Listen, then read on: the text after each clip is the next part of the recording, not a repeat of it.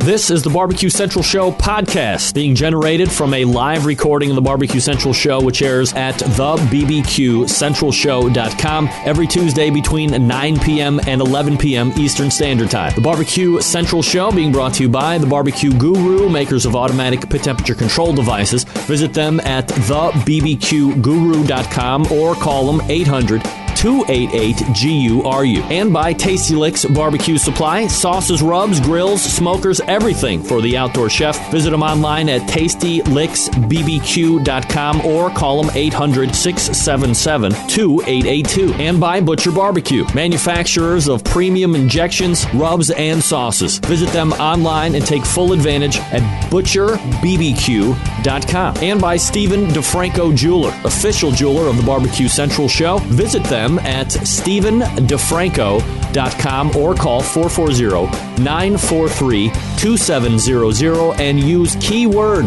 Barbecue Brother to receive all the discounts. And by Green Mountain Grills, one of the country's premier pellet grill manufacturers. 3 different sizes to choose from, something to fit in every budget, and find out more by visiting greenmountaingrills.com. And by Cookshack, the country's premier manufacturer of electronic and pellet-driven cookers, servicing the residential, commercial, and competition markets. Visit Cookshack.com for more information. And by El Diablo Mustard. A few years ago, they wanted to turn ordinary mustard into the hottest shit on earth and dared to take spicy mustard further. They took fiery peppers, flaming spices to create flavors so powerful, so intense that even the devil couldn't resist. Find them at eldiablomustard.com and enjoy the bold flavors, great taste, and man, it's hot as hell. And by CookinPellets.com. Have a pellet-fired cooker? Why not try some of the best pellets out there on the market today? Guaranteed to run in any cooker, and it's not voiding any warranties.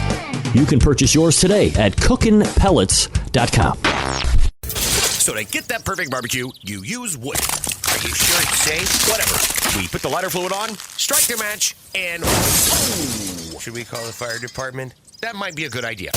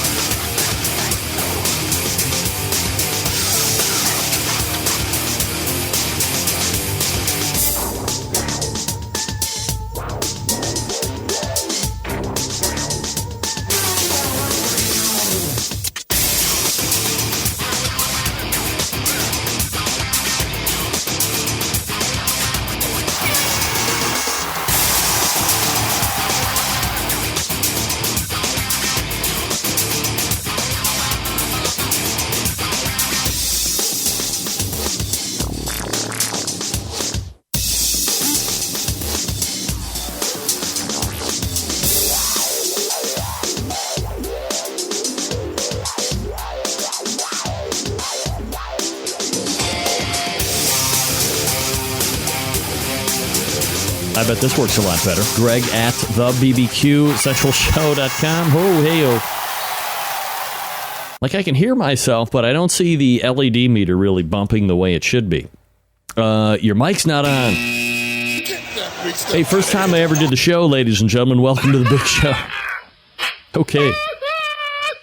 Thank you, Kevin. If you want to jump in on the show tonight, more than happy to have you. 216-220-0966. You can also email the show, Greg at thebbqcentralshow.com. And here's what's happening on the show tonight, in case you didn't get the newsletter.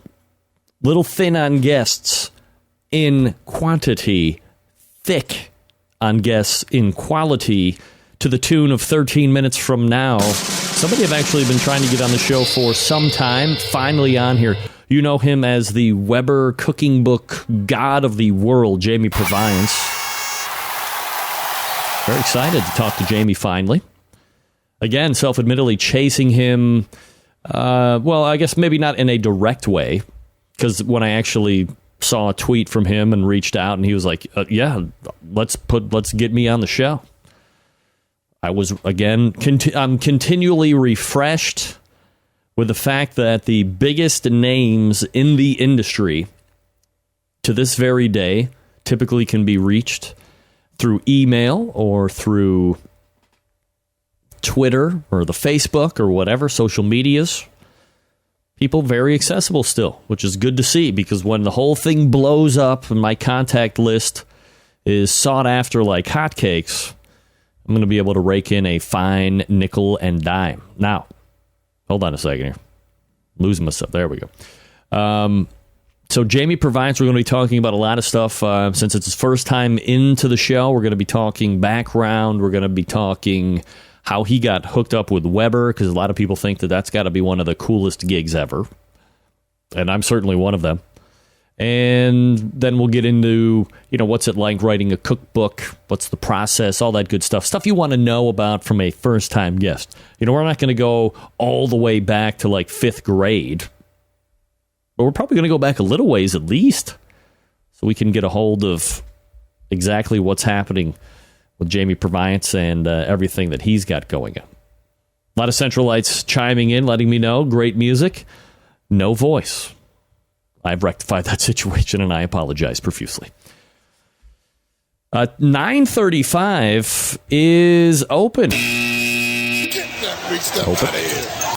So if you want to jump in tonight, this is a time to do it. If you've had something to get off your chest, if you've taken part in a competition and you have a gripe or you have a praise about a certain competition or a certain promoter or whatever, 9:35 is probably your spot. You might want to pick that as a spot. Let me back up just for a second. When we get into the Jamie Purviance talk, much like we did with Chris Lilly last week of Big Bob Gibson's, Jamie Purviance will be giving away a new copy of his book, The Big Book Burger. The Big Book of Burgers. Weber's Big Book of Burgers, I believe is what it's called. So at the top of the second hour, we'll be giving away a copy of that to a lucky listener. And yes, we will revive Athlete or Porn Star. So start studying right now. Pervs, hit up the porn sites, study up on the names. Jocks, study up on the sports names, if you will. And we'll see if we can't somewhere meet in the middle and get you a free copy of a book at the top of 10 o'clock. Then we'll move on to 10:14. A monthly contributor to the show, grilling icon Stephen Raichlen, will be joining us. Bunch of different things to talk with Stephen since we've last spoke. I believe on his exit last month, he was talking about smoked eggs. I think he said smoked eggs. And I was like, taken aback. Dare I say aghast that somebody would smoke eggs. But Stephen did it. And we'll talk to him about successes, trials, tribulations of smoked eggs. Also, a topic that is near and dear to my heart, beef ribs, and a couple of other things as well. Don't forget his new book, Man-Made Meals, is out for sale right now and doing very well from what I understand. He was on CBS morning show, I believe. So getting national coverage. Maybe that was regional, but it looked... that was national because Gayle King was moderating. Oprah's twin sister, Gayle King. So that's Stephen Raichlen coming up at 10:14, and then 10:35 open. Watch out. If you didn't get in the 9:35 portion of the show because we were busy expounding on the trials and tribulations of the barbecue and grilling industry, then 10:35 might be the place that you want to pick your spot and get in at. It very well could be. So, a couple different times for you to get in tonight if you're so inclined to jump in. If you want to do it and you don't have the contact information, you can't read because you're not watching the video, 216-220-0966. Greg at the BBQCentralShow.com. Those are your 2 bits of contact information. As always, if you're watching the show and you feel like getting involved with spreading the love of the show, I would be very happy and humbled that if you would blast off an email or a Facebook post or make a tweet on the Twitter Let everybody know you're watching the show. A couple of different sites you want to send them to. The main website, of course, for audio and all the live, all of the show replays, thebbqcentralshow.com. If you have a computer or a tablet and you want to watch it there, video side, outdoorcookingchannel.com, the video syndicate of the show, and Roku, as well as a number of other IPTV devices. If there is Outdoor Cooking Channel in your particular app store, which is very easy to search, and you can get a quick yes or no, download the app, and then there is a live stream as well, so you can catch the show live as it's happening 9 to 11 p.m. each Tuesday. And then there is, of course, a replay channel of the BBQ Central Show, along with a host of other shows out there on the Outdoor Cooking Channel. Not to mention Chadley Von Ward from Whiskey Bent Barbecue. If you missed his show tonight, you're going to want to go back and check it out. Matt Barber from Hot Wachulas sat in as a guest host. Chad not willing to turn the mic up for Chad, or for Matt Barber, but that's all right. Hey, he's only FBA Team of the Year. No need to turn his mic up. Who wants to hear what he's got to say? Dave Morrow from Blue Bloods was on, and closing the show was Jason Whitcomb from Team Unknown Barbecue. By the way, I am a militia member. Proud and loud, or loud and proud, however you want to do it. So if you missed that show, go back to the barbecue or the Outdoor Cooking Channel archives and grab Whiskey Bend Barbecue in the Pit. Now 2 shows strong into having made the move off of Blog Talk Radio and onto the new home of the Outdoor Cooking Channel. For replays and all that other stuff, audio you can get at iTunes. That's the most popular place to get replays of the show. There is a YouTube channel for my show. Outdoor Cooking Channel obviously has the video replays. The main website, the BBQ Central Show, has all of the website replays that you will need, so there's never any reason you should miss anything on the show.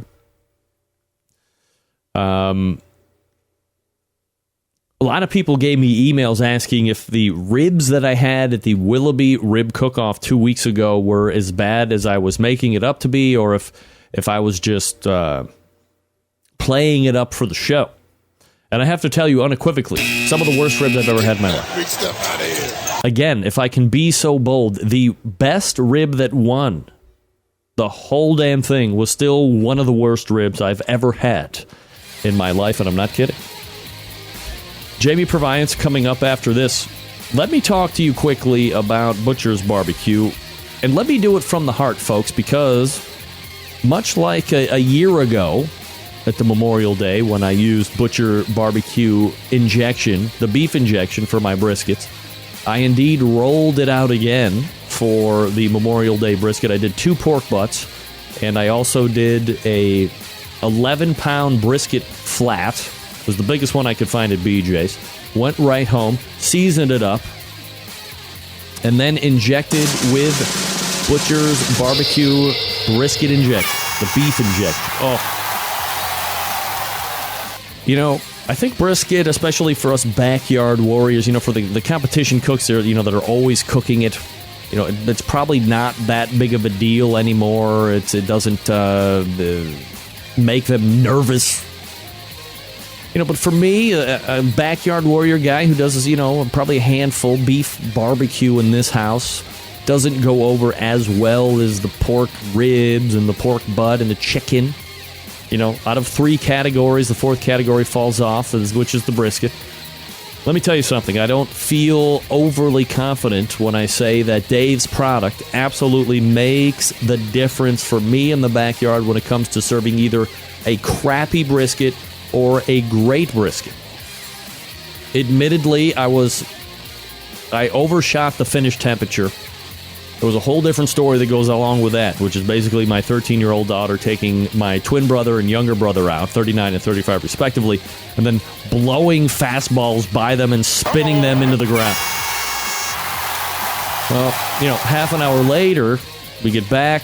I overshot. Has nothing to do with Dave except for the fact that I injected, so my window of error was actually a little bit bigger, so the brisket was still tender and still moist and still flavorful, all thanks to his product. The Butcher's Barbecue Beef Injection. Of course, the pork, the bird booster, the premium, no doubt about it, all the rubs and the sauces, but you got to do yourself a favor and get over there. If nothing else, check out the Beef Injection now. It's what he's known for the world over. ButcherBBQ.com. That's ButcherBBQ.com. No worries about breaking the bank on shipping.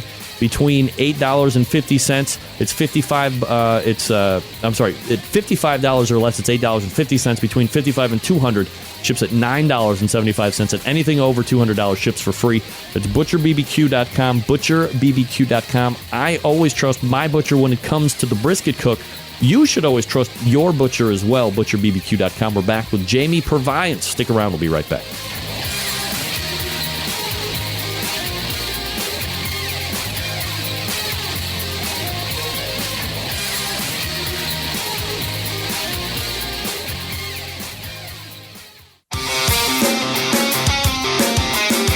Broadcasting live from the Barbecue Central Radio Network studios in Cleveland, Ohio. You're listening to the Barbecue Central Radio Show. Once again, here's your host, Greg Rempe. All right, we are back. 216-220-0966. Greg at thebbqcentralshow.com. My first guest tonight, a prolific book writer, one of the biggest and best grill companies in the world. His most recent book is Weber's Big Book of Burgers, as I am sure many of you partook in these over the weekend. Let's go ahead and race over to the hotline and welcome first-time guest to the show. It's my pleasure to welcome Jamie Purviance in. Jamie, how are you, buddy? Hey, Greg, I'm great. Happy to be with you. Great. How you doing? Appreciate you making the time, and I'm doing absolutely fabulous. Appreciate you asking. So, any number of different places that we could start tonight, Jamie, and you're somebody who I've wanted to have on the show for quite a while, and as I was saying in the open, somebody like you or Stephen Raichlen or somebody, well-known in the industry, well-published in the industry and respected, you think, man, it's probably really hard to get a hold of these guys, and then I just happen to blow past a tweet on the Twitter. I send you something, you're right back to me, and it's kind of still refreshing that as popular as the grilling and the barbecue industry has become, most of you guys are still pretty accessible, right? Oh, sure. Why not? I mean, we're just outdoor cooks. We're lucky to do what we do. I haven't met anybody in this world that's distant or elitist or hard to reach. We're sort of a band of brothers. I think we talk to each other quite a bit. I know you're having Stephen on later, and he and I connect from time to time. And same thing with all the other cookbook authors. It's we're just all really lucky to do what we do, and it would be a shame if we got kind of snobby about it. Jamie Purviance joining me here on the show. Jamie, obviously a lot of burger talk to be had here over the next segment, but perhaps maybe a little background about you first, and maybe let's take it all the way back to like little Jamie Purviance. Were you somebody from a family that did a lot of live fire cooking like myself, or maybe not so much? Pretty typical American childhood in the suburbs of New Jersey for me. Weekend grilling with Dad, on the kettle. Nothing elaborate. Pretty much hot dogs and hamburgers. So here we are, some 40-some years later, and I'm still doing hot dogs and hamburgers, but that's okay. It's still delicious. But I didn't really get serious about it until much later. Fast forward through, I went to boarding school, went out to college in California, was a school teacher in San Francisco, and overseas. I was in Indonesia for a while. Wow. And then those last few years, particularly being in San Francisco and living in Southeast Asia, really started to open my mind to how great food could be. And I was I was disappointed with my own abilities to recreate that food, right? I go to some of these fabulous restaurants and I think I got to learn how to make this. And I go home and I would just fail miserably. And I thought, enough of this. I'm going to go to cooking school and learn how to do it. So I enrolled at the Culinary Institute of America, which is a chef training school, but I really didn't have any plans on being a chef. I just wanted to learn how to cook for my family and my friends and myself. So that's when it really took off. And in the process of that education, I got more serious about it and sort of abandoned the school teaching thing and decided to pursue food as my full-time profession. Do you find that as you were initially, I guess, a school teacher by profession, and you get into the culinary aspect of it, and you have obviously a very prolific book writer, do you still kind of relive or get to kind of seek out that type of a deal on the side, being the book writer and kind of that teacher, along with being known as, the Weber's Grillmaster? Well, yeah, I'm lucky because I am able to sort of weave together what I taught and what I'm learning in food. So I was primarily an English teacher, and I taught writing specifically, and now, here I am writing for a living and focusing on a topic that I really love. So it's worked out nicely the way those things have blended.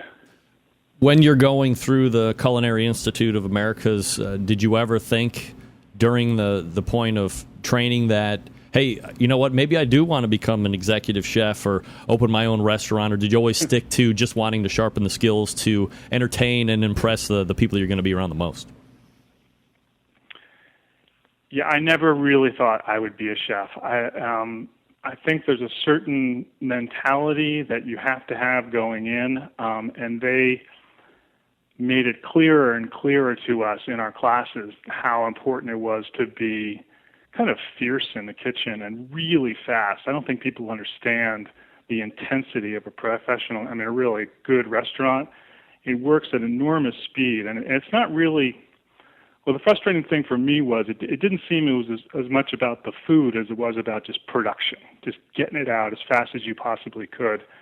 And some people thrive in that kind of environment when they're cooking, for 200 people a night, and I just don't. I like to cook for about 6. Maybe I'm lazy, I don't know. But so I never thought that I would go into that. I kind of approached it. I actually, after I graduated, I moved out to California again, and I was the chef of a winery, not really a restaurant, but just kind of an entertaining chef. We would have small groups come in, distributors and retailers, and I'd make lunch for them.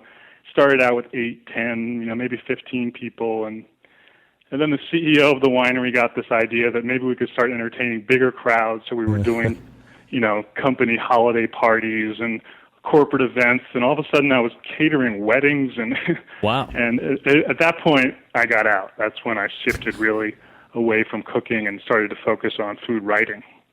So, and I appreciate the dovetail nicely here during the interview. People will probably ask you, well, here's your background, here's what you came out of. How do you tie in with Weber, or how is that introduction made? How do you get together with them, with really the premier manufacturer of grills in the country, probably the world? Yeah, that was just pure luck. We hate you for that. I suppose. So during that period where I was sort of phasing out of the winery and starting to write freelance, really, I was doing some articles on grilling and barbecue. And I'd written for, Bon Appetit and Sunset Magazine out here on the West Coast. And Weber just happened to be looking for somebody at that point. They had always done cookbooks, but back in the 60s and 70s, really since the early days. But they were starting to kind of re-energize the whole publishing program and do it more seriously. And they were looking around for talent, and I guess somebody spotted me and said, hey, this guy knows what he's talking about. Why don't we contact him? And it started out as a very small little job. I was actually really just an editor. They already had some recipes, and I was meant to write some head notes and, test them and refine them and maybe add a few of my own. And it was just a small, short-term project. But the book came out well, sold pretty well. This was called Weber's Art of the Grill. I don't know if anyone even has it anymore. It came out in 1999. It was a $40 cookbook, which was a huge amount of money. Right. Still is, really, for a cookbook. But sold really well. And so they came back to me and said, I think we're onto something here. And we started then Weber's Big Book of Grilling. And that was a monster project. That's when I had to set aside all my other freelance jobs aside, happily, of course, because sure. This was Weber, and they paid better than the local newspaper. And then I really dug in. I got to know a lot of the people at Weber. I was still in California, of course. Weber is in the Chicago area, but I started traveling back to the company, sort of interviewing some of the folks who'd been there for ages, getting a lot of their grilling wisdom, and packing it into that book, and that book went on to sell even better than Art of the Grill. So here we are. Now we've done, I think, 12 books together, and they just get better and better in terms of sales and hopefully in terms of quality of content as well. You've done 12 books now. You've had 15-year relationship or however long it's been. How do you gauge the relationship, and I guess how have you grown within their culture over the years? Well, it's been wonderful because my role really has expanded. As I said initially, it was really just only about the recipes, and that's still core to what I do. But I've gotten much more involved in the design of the books. Really, even before that, the whole concept for the book. So sitting down with the publisher and deciding, what really does the marketplace need at this point, and then thinking a lot about the graphic design, going to the photo shoots, and really, thinking about how we're going to distinguish some photos from other photos, how we're going to capture step-by-step process, whatever the case may be. And so I've really gotten a great education in how to put together a book. And then recently, Weber has grown a lot overseas, particularly in Europe. So there are kind of subsidiaries in all those countries, Germany and Denmark and Italy and Spain, and those countries all need content as well because they don't really have the history that we do in the U.S., that tradition of backyard barbecue. But they love it. They've caught on now, and they're really starved for information. So now I'm traveling over there, and I'm working with a lot of the chefs who are employed by Weber, but still needing training in kind of the American way of grilling and barbecue.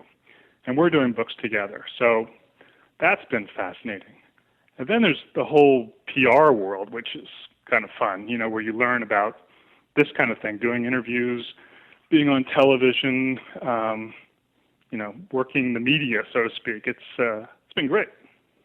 All right, so while we have some time left here, Jamie, obviously let's get to the new book. There's at least 75 other things I was going to ask you about, but let's be time worthy now. I'm sure we can have you back on at a later date. Sure. The new book, Big Book of Burgers. Last year I noticed there was a rush of burger books to hit the market. In 2014, however, you seem to be kind of the only big name out there taking on the subject. This year, as a prospective buyer or reader, what can one expect from this effort? Well, my hope going in, and I think that we've achieved it, is to create the most comprehensive burger book out there that really captures the classics, everything that you want in a burger book traditionally, and then kind of surprises people and delights them with some interesting variations. We're in sort of this burger renaissance now where we're rethinking what a burger is and what it could be.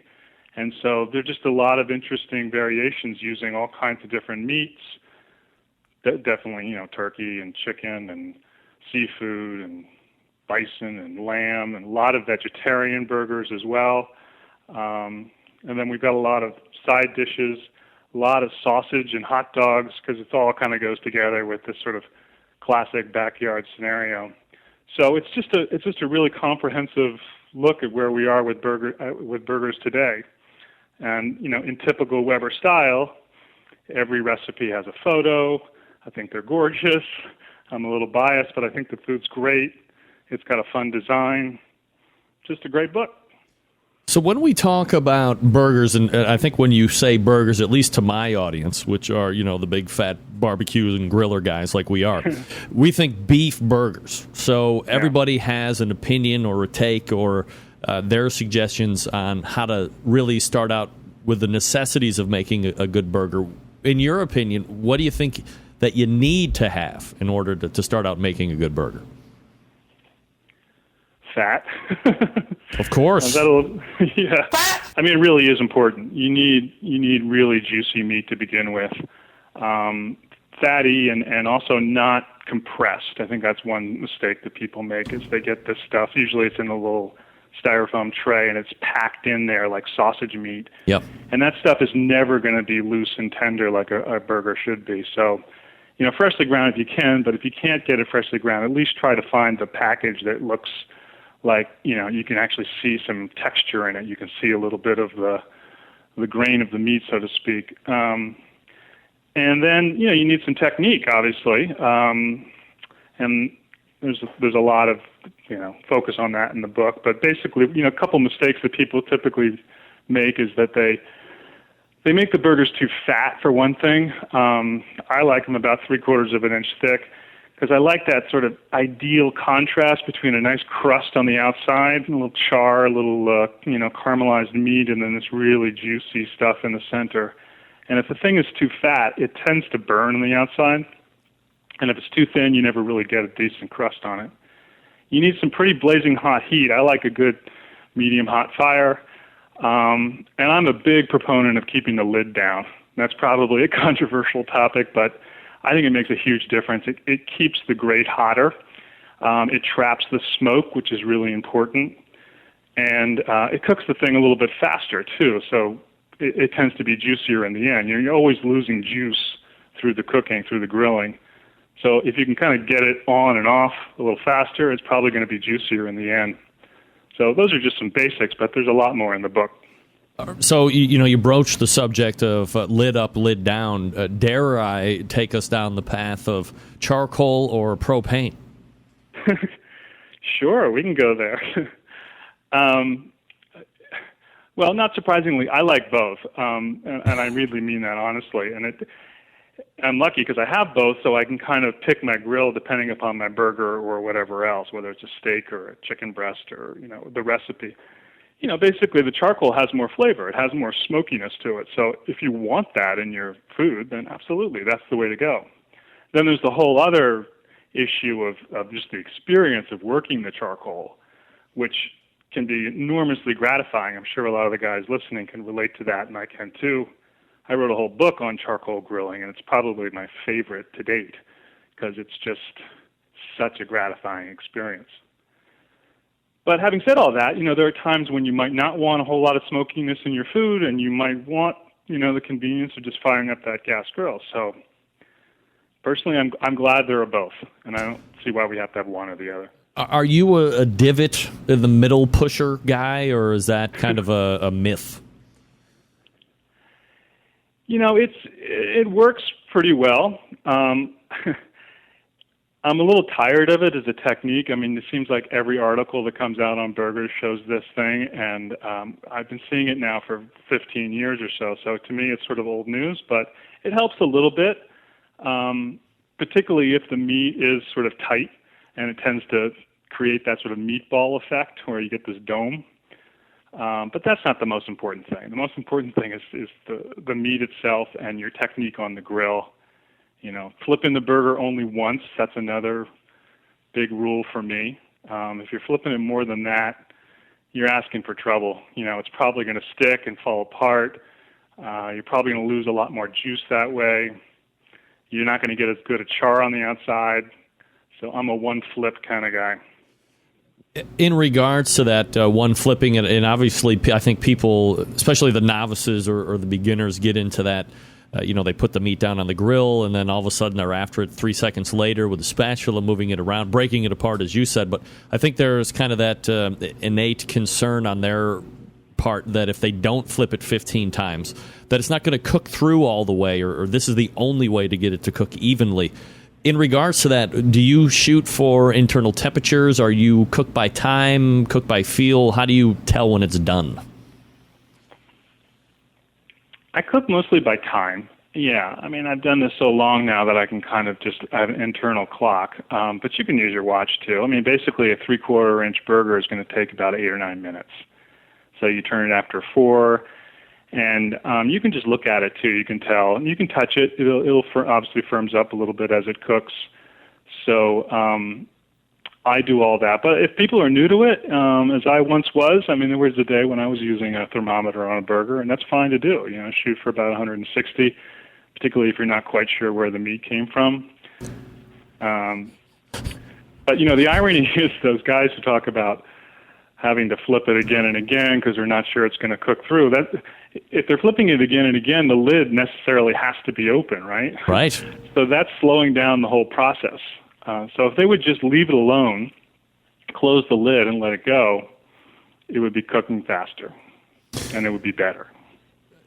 One last question here before I let you go. And again, I know we're broaching all sorts of controversial burger topics. I mean, we'll probably get shut down by the internets here in a second.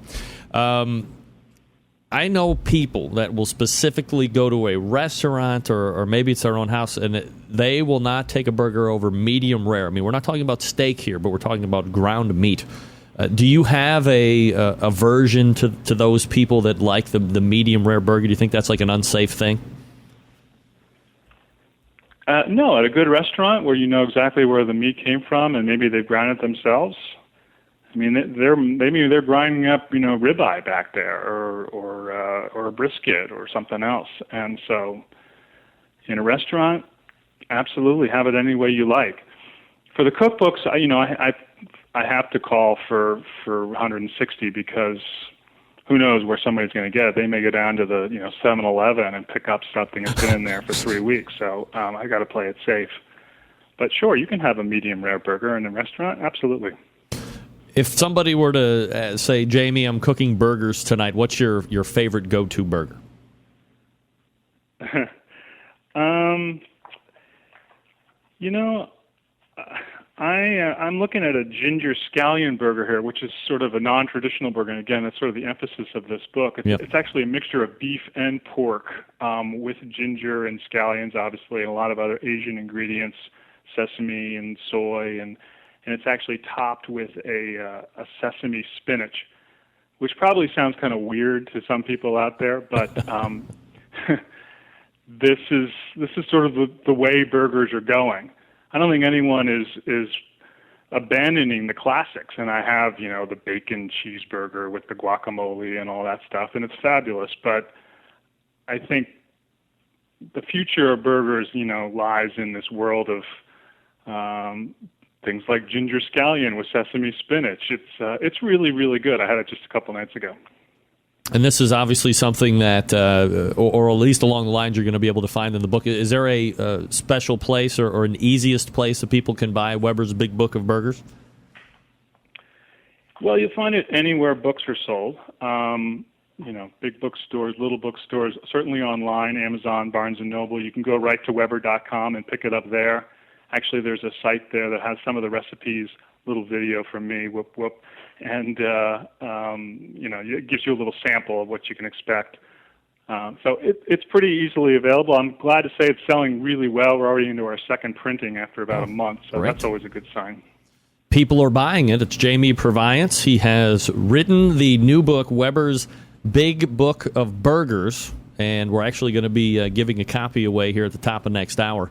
But go get yours now in case you don't win tonight. Jamie, good luck with the book. Sounds like it's doing very well right now. And, man, we'll look for you again soon. This has been fantastic. I really appreciate it. Thanks, Greg. It's been great. I enjoyed it. Let's do it again. Thanks. And I will hold you to that, Jamie Purviance. Check out the new book, Weber's Big Book of Burgers. Man, you remember last year, right, when I think what's the name? Team that went down to the Jack Daniels like 78 times in a row, not Jack's Old South. Chris Hart's IQ, like him and Andy Husbands came out with that burger book. And then Ted Reeder had a burger book, and everybody was doing burger books. This year, not so much. Jamie kind of cornering that market, I guess one could say. So appreciate him.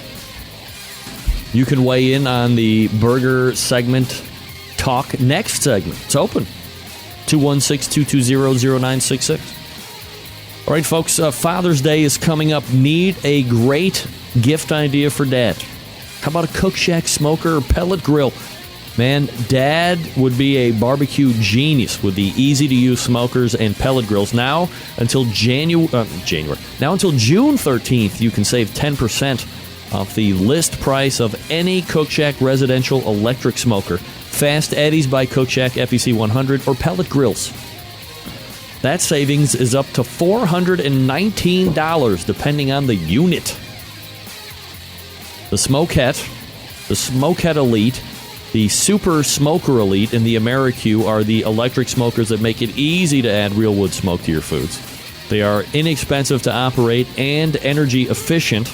The PG-1000 and PG-500 pellet grills use 4-zone cooking and pellet broil technology. The FEC 100 is the choice of many championship barbecue teams on all of the circuits, guaranteed to hold enough barbecue for all your friends and family. All of their products come with a no-risk 30-day money-back guarantee. You know what that means? No risk on your part. Take it, try it out, run around for 30 days, and if you don't like it, send it back. You get your money back. No risk on your part. Call now. To order online, use the promo code DAD14, DAD14, when you check out at Cookshack.com, or give them a call, 800-423-0698. And tell their friendly sales staff you want the Dad 14 deal. And you heard it about here on the Barbecue Central show. Maybe they'll throw in an extra bottle of something. Again, that code, whether you're doing it online at Cookshack.com or if you call in Dad 14, 800-423-0698. And again, the code is Dad 14. With a Cookshack smoker or pellet grill, you can celebrate barbecue every day, because this deal ends Friday, June 13th. So hurry up. Again, that promo code is DAD14. Good folks over at Cookshack. All right, we're opening it up to you next segment. Stick around. We'll be right back.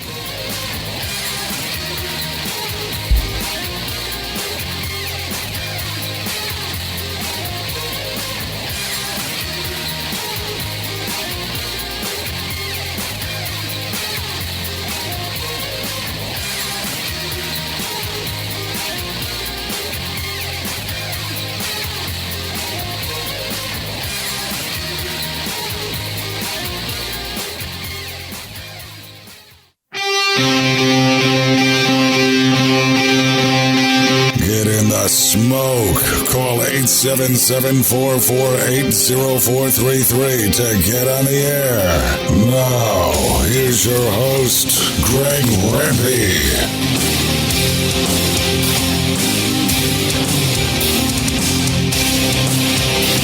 All right, welcome back. 216-220-0966. Greg at thebbqcentralshow.com. Oh. I don't know how to make it any bigger than that. I don't know. Trying to mess around with my picture. Can't do it. John Dawson writing in, Ramps, I am watching Barbecue Pit Wars on Destination America, and I can't help but think that barbecue is the only American sport, air quotes, that occasionally requires English subtitles. That's right, John.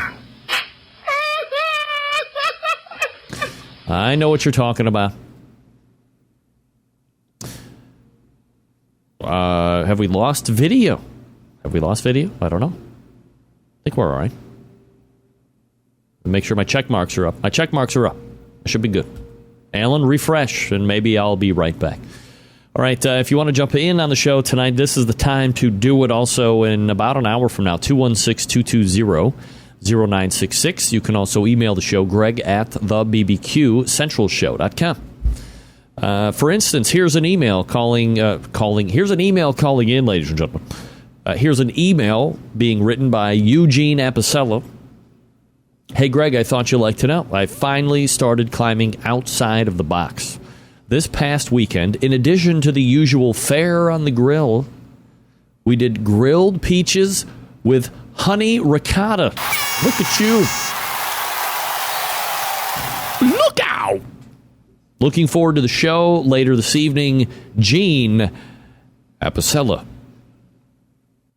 All right, let's race to the hotlines and calling in from the great nation of Boise, Idaho. It is Patio Daddy-O himself, John Dawson. John, what's up, buddy? What is up, Mr. Rimpey? Hey, well, I was just telling everybody about your witty remarks on Barbecue Pit War TV. Oh, the Stumpmeister. He always kills me, man. Well, I think you have what people would call an enigma because he is quite the pit builder. He is indeed, but the dude, I have to actually read the subtitles to know what the boy is saying most of the time. So. Yeah, I hear you. So what is happening over in the Boise?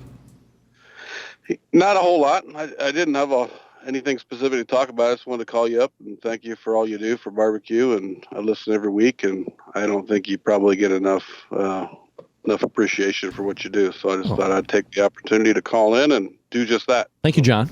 Appreciate you. Now, look, let me ask you a quick question because I know from time to time you're getting after that pit barrel cooker, and I have one of those. I get, let's say, 4 or 5 emails a week on that particular one, on the pit barrel cooker. And look, for people to ask me, it's one thing, but you're obviously a venerable food blogger, as it were. You've been in and outside of that thing for a number of times. I mean, in your opinion, when you would compare it to maybe one you could make yourself or something comparable in the charcoal cooker range, I mean, how good of a piece of equipment is that?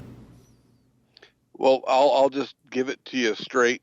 I have a WSM, an 18.5 inch on my patio. I have a what I call Black Betty, old school smoking pit Brinkman before they cheaped out and went to China. I have 2 custom UDSs that I used for competition back in, I think, starting in 2008. And let me just put it this way. The only pit I have lit this entire year and probably half of last year is the pit barrel. Really? Really. Wow. And that includes competition where I took my very first grand championship. I cooked on 2 pit barrels and that was it. And so I'm definitely a fanboy, and not because I'm friends with Noah, but just because the thing. I mean, every time I go to cook, yesterday I cooked some 3-inch monster Carabuta pork chops for Memorial Day, and there was no question of what I was going to put them on. So it's just hands down my go-to cooker, and only because it performs, not because I'm getting any money from it. It's just what I cook on. So. John, you broach a great subject that I want to hit on here, and this is this Carabuta pork. So, look, was it 3 years ago or 4 years ago or whatever the season 1 of Barbecue Pitmasters that everybody trashed until season 2 came out, and then it was the gold standard of Barbecue Pitmaster TV.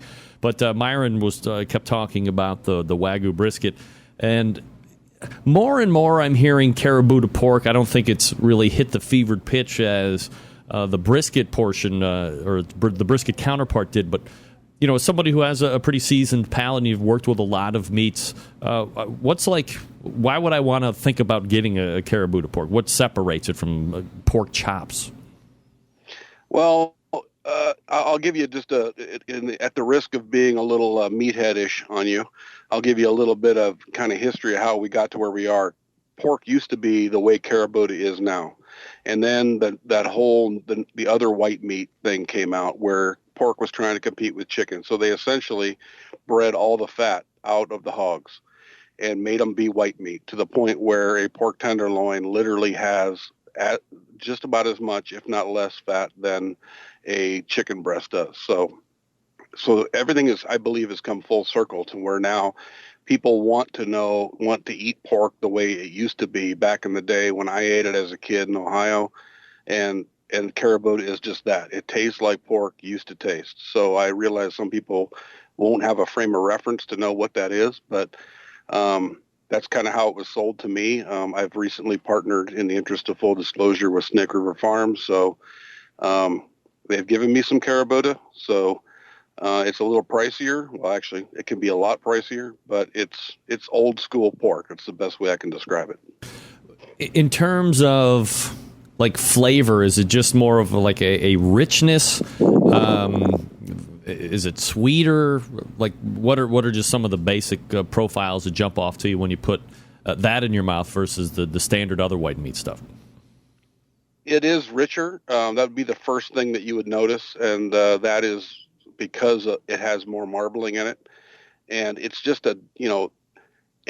here's a tip. Anybody who's buying pork, when you're in there looking at the meat case, I don't care if it's caribou or just grocery store pork, whatever it is, the darker the meat, the darker red, the better it is.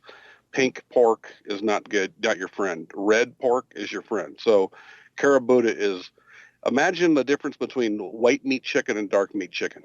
And that is about the best way I can kind of put the rubber on the road, is say that caribou pork is almost all of that dark meat that you get like around the bone.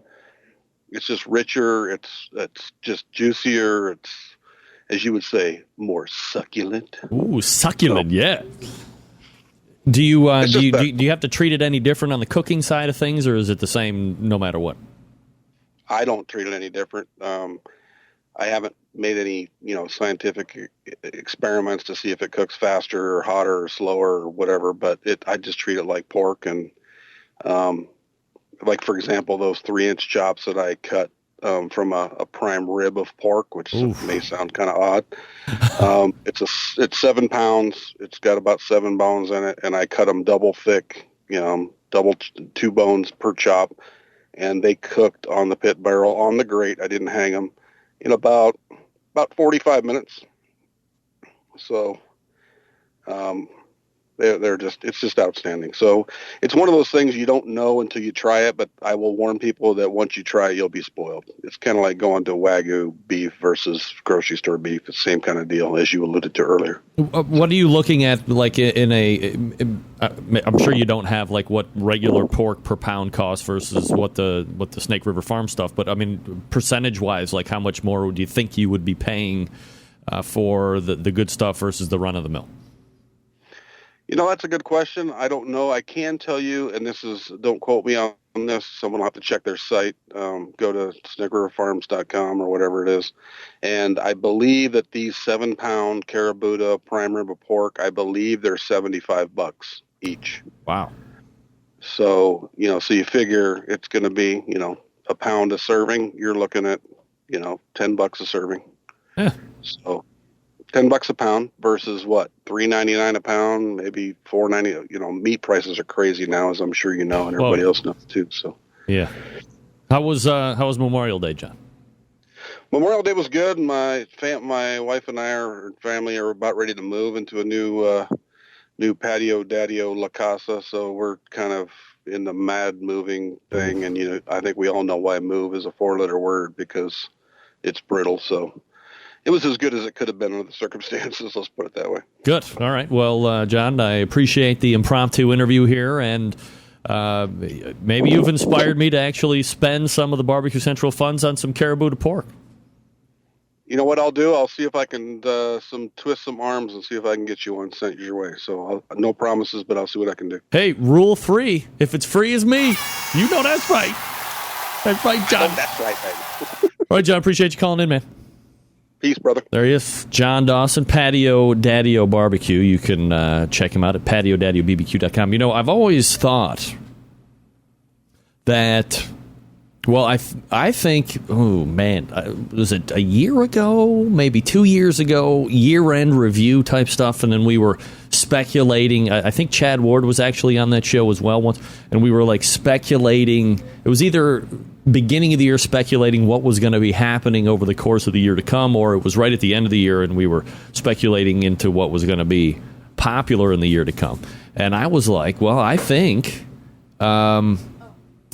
caribou to pork is going to be the next big thing. You saw the Wagyu stuff and really blow up. Still very popular right now. You got a couple different manufacturers that are doing Wagyu that kind of jump right off the tip of the tongue. Strub being one of them. Obviously, the company that John talked about, the Snake River Farms being one of them. Then, of course, there's a number of other ones, but those are the two, real big ones that jump off to me.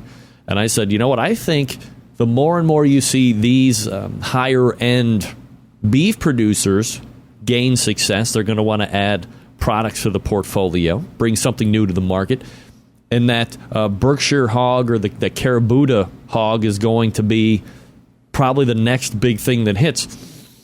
However, it would seem to be still at this point, and I'm going to guess that the overwhelming majority of competition cooks, whether it be a Memphis Barbecue Network or Florida Barbecue Association or KCBS or whoever, IBCA, IBCA doesn't do pork. Sorry about that, boys.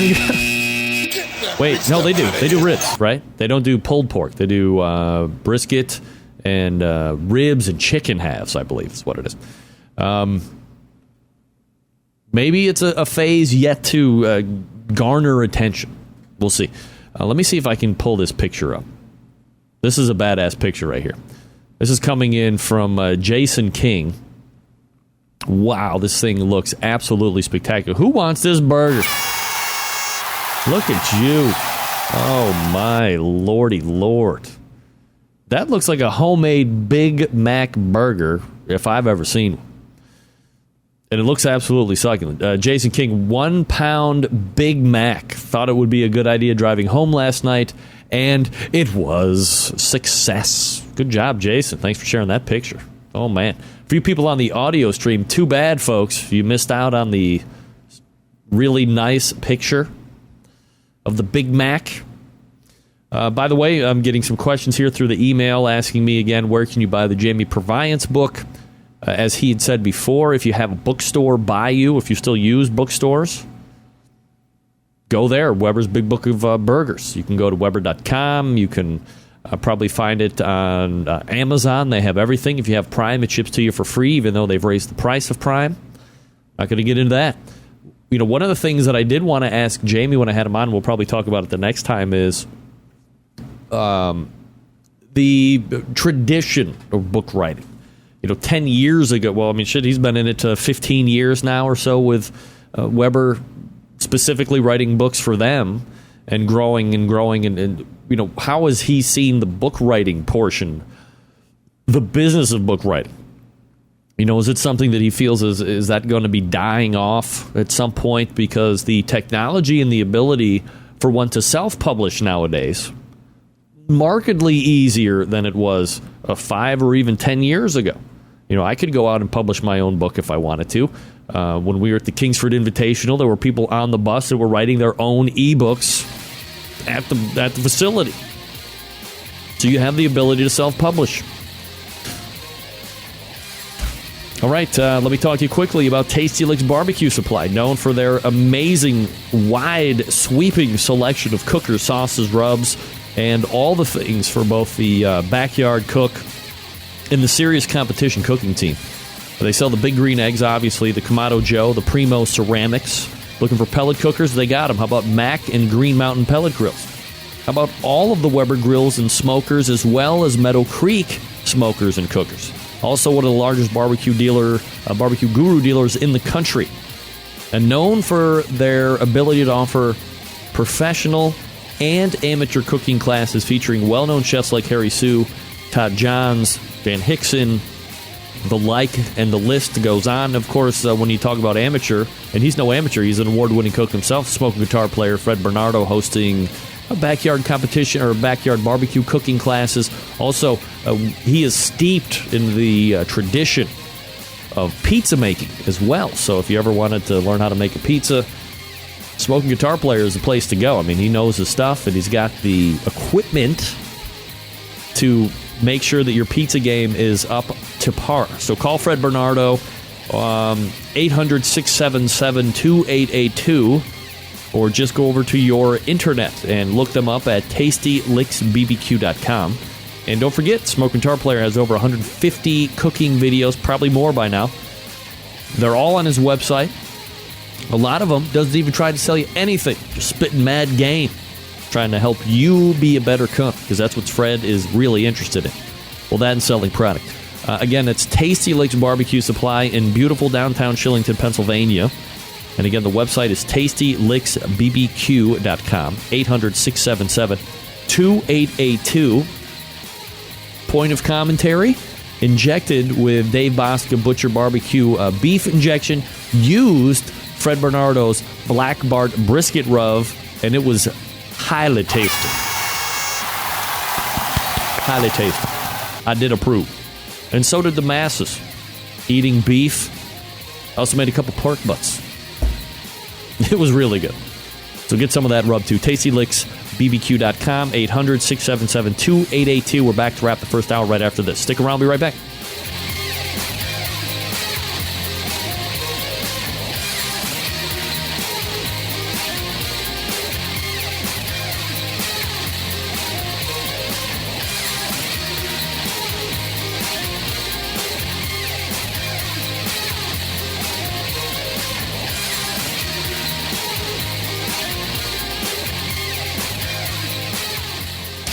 Big name interviews, advice on cooking brisket and ribs, and the only host willing to share his honest opinion on all things important in the world of barbecue. It's the Barbecue Central Show.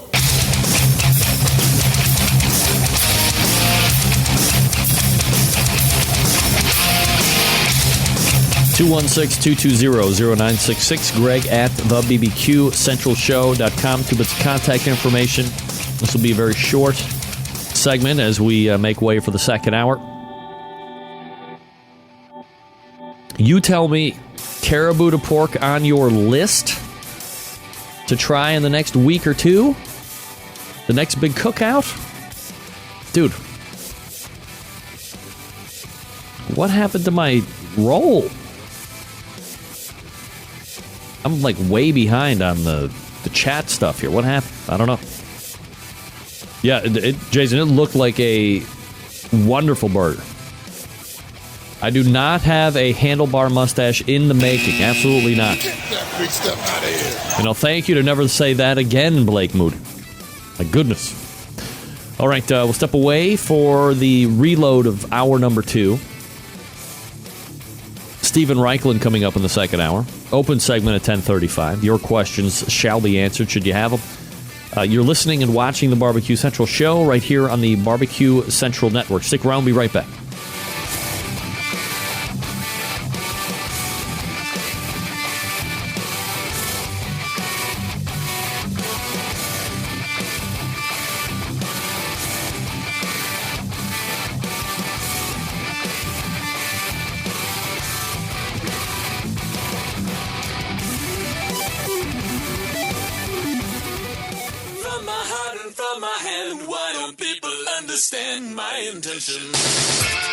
Happy to have you aboard here for the really big barbecue show. We cook because we have to, and we grill because we want to. Fine, how's it going? You have a great show. I'm a big fan. So what seems to be the problem here? This man looks like he's dead, and he's in the crackle. Charbono! It's all about the charbono, dude! Succulent fish. What? He ate 54 wieners. But listen, Lavernius, shut your face. I'm shaking like a dog shit peach seeds. We have top men working on it right now. Who? Top men.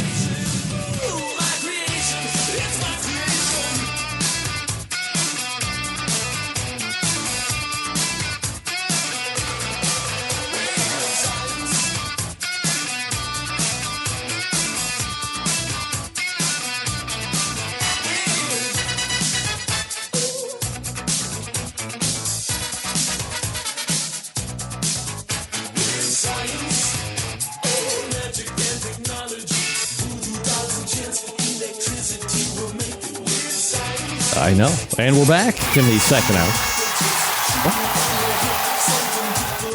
216-220-0966. Greg at thebbqcentralshow.com. This is the Barbecue Central Show. We talk about things like barbecue and grilling. You can do it too. If you use those 2 bits of contact. I didn't feed the cat. Have you fed the cat? Well, the cat is not mine to feed. I think, quite honestly, it's nobody's cat. It's been taken in from the wild. Ooh, that's gross. Kitty litter's the worst. Get that big stuff out of here. Literally that. Still to come on the show tonight, as I mentioned before we got out for the top of the second hour, Stephen Raichlen, grilling icon, mogul, book mogul. Open segment at 10:35, so if you got something you want to get off on, more than happy to have you at that point. Coming up on the show next week, of course, we have the first Tuesday of every month guest, Dr. Barbecue, right? Also, I think somebody that you might have an interest in, a gentleman by the name of Roland Neal, will be talking about his unique brand of barbecue sauce and how he might be the first or the third oldest barbecue sauce in the country. Something like over 80 years old, or whatever the case may be. Number of years in the industry. He's in the Hotlanta area, and he's got a mustard sauce / tomato paste based sauce. You get into that type of thing, that's very regional, hyper regional, as I like to say. The Sam's Club 2014 series continues to roll on. As a matter of fact, I'm pulling up the results right now. By the way, hold on. This portion of the show is brought to you by the Sam's Club National Barbecue Tour, 31 cities, $500,000 in cash to be won, plus eternal bragging rights if you win the whole thing. And there's another Sam's event coming up very soon. As a matter of fact, I'm going to tell you when the next Sam's Club event is coming up. Here we go. View schedule. I'm just hooking up on the worldwide internets. The 31st, it is going to be in Marietta, Georgia. That's this coming weekend. If you are interested in registering your team to compete, or if you just want to follow along, visit kcbs.us/Sam's Tour. Again, that's kcbs.us/Sam's Tour. All right, so this past Saturday on the 24th, there was a contest in Hendersonville, Tennessee. This feeds into the South Haven, Mississippi regional final. And taking this one, grand champion Swiggin' Pig, 700 points. Pin 'em! The other 5 moving on to the regional final, Smoke Me Silly, Donnie Bray of Warren County Pork Choppers, Fat, Drunk, and Stupid. I'm not kidding, that's his name. I want to interview that guy. Number 5, There's No Place Like Smoke, and rounding out the top 6, here's a very original name. Barry and Erica. Barry and Erica. Why not? Again, Georgia, Marietta, Georgia will see your next Sam's Club championship. Or your next Sam's Club local event. So if you are down in that area, I think has it been 3 years already? There was a Sam's Club local event in Canton, which is roughly an hour and loose change here from the Rock and Roll Hall of Fame city. I made it a point to stop down there, and I'll tell you what, I was pleasantly surprised with, the teams and what they had. I mean, it's not like a carnival, but they had Michael McDearman doing the high heat grilling stuff. They had Troy Black doing the, what do you call it? The barbecue side of things.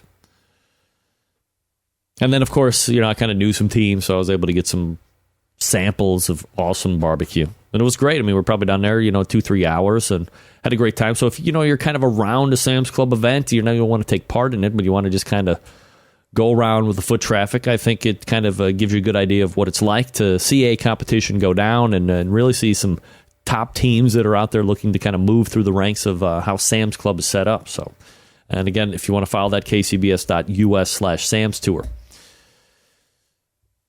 Let's give away, we'll save the book giveaway to 10:35, so stick around for that. But let me talk to you quickly about this thing. Does anybody Or has anybody heard of this? Antisocial alcoholic drink to be sold in cans, ready for barbecue season. Yes, a Buckfast tonic wine. What is the perfect barbecue drink? Pimm's, gin and tonic, cider, cold fortified wine. The cheap alcohol drink Buckfast tonic wine is to be repackaged over the next few months as a canned drink ready for the summer barbecue season. For those unaware of Buckfast, it is a drink infamous in Scotland for its close relationship with violent street crime and underage drinking. I'll take 10. Nickname Bucky, of course. This 15% alcohol per volume is produced by Benedictine monks and a Buckfast Abbey in Devon. The drink is not only very alcoholic, but it is highly caffeinated, a seemingly deadly combination when involved in youth culture. The glass bottles themselves have been known to be used as weapons as they litter the streets of most Scottish towns and cities. This is what it looks like if you're watching the video feed. Buckfast, obviously, it's obviously very high dollar. It has the screw cap on top of it. Only the finest vintage of Buckfast wine will do, ladies and gentlemen. And again, 15% for those who aren't wine snobs. Your traditional up to decent bottle of wine is probably floating somewhere between 11 and 12, maybe 13% alcohol. This bottle of wine is in 15%. Buckfast wine probably has a very close relationship with that highly alcoholic and caffeinated drink, Four Loko.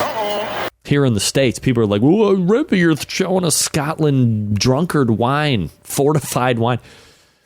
Where I come from, fortified wine is called vermouth. Doesn't go bad ever. Fortified wine, fortified spirit. I don't even know what the hell that means. Except for the fact that it's 15% alcohol over in Scotland. Here, if you want to do it, and it's outlawed in many states now, it's Four Loko. It probably comes in more palatable flavors because here in America, we take our drinking and alcoholism seriously. It's a full-time job, not that crap wine. How weird, or potentially ironic, or not ironic at all, is it that Benedictine monks are making drunk wine to be disseminated across the streets of Scotland for youth to inhale, and then turn that bottle around and club somebody in the head with it, starting a melee in the streets? I don't know. I find that to be incredibly irresponsible of the monks. I mean, I know they like wine just like the next guy, but maybe we found something else going on that we should all be a little bit more conscious about. The high alcohol, high caffeinated, fortified wine that the monks are generating over in Scotland. Oh, money penny. Get me a bottle of Buckfast wine. That was my Sean Cobb. Thank you very much. Get that big stuff out of here. Stephen Raichlen coming up next. I'll be talking about El Diablo. The mustard that bites back. Features 6 spicy. And when I say spicy, I mean spicy. Fiery flavors to tantalize your taste buds and fuel the fire in your mouth at your next barbecue. Roasted chipotle, all that good stuff. Look, El Diablo was born a few years ago when its creator wanted to turn ordinary mustard into the hottest on earth. They pushed the boundaries when adding fiery habanero, roasted chipotle, flaming jalapeno, spicy mango into the mustard. So powerful, so hot, intense that even the devil himself couldn't resist it. El Diablo was born. El Diablo features 6 bold flavors currently. They're hot as hell. Mango is a bit of island heat meets sweet with real mango puree and a slow tingling heat. Roasted chipotle adds a kick of Southwest and peppery mustard and a smoky chipotle puree for a nice slow heat. Steakhouse adding hearty flavor with a zing of Worcestershire and dare I say maybe a hint of clove in there as well. Garlic. Texas chili makes any hot dog an instant chili dog, and I can attest to that this weekend as well. Hints of garlic, cumin, and paprika. Jalapeno pops with real jalapeno puree and a mustard zing. Try it on some hot bacon. And then habanero for you hotheads, a flavor inferno for you daring types that want all heat all day. So get grilling and add some heat to your meat. Connect with El Diablo on the Facebook for recipes, tips, and giveaways, bold flavors, great taste, hot as hell. As I had mentioned over this past weekend, look, the jalapeno mustard is tops for me. I've tried a number of different ones for overall use, everyday use, multiple use ability. Jalapeno is absolutely great. I put it on my cold cut sandwich that I took to lunch today at work. I had a turkey ham and salami with Swiss cheese on the wheat bread because I'm keeping it healthy. And man, I put a large swath of jalapeno mustard on there. And because I like that burn when I'm eating my lunch. And it doesn't disappoint. And the flavor's good too. Mustard flavor's still pushing through. Because that's what I want. I want the jalapeno to overtake everything. ElDiabloMustard.com. That's ElDiabloMustard.com. We're back with Stephen Raichlen right after this.